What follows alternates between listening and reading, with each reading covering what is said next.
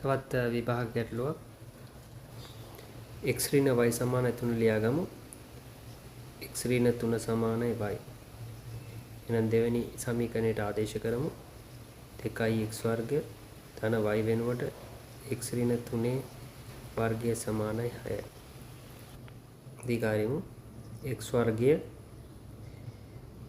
x වර්ග ඍණ 6x ධන 9 ඍණ 6 සමානයි 0.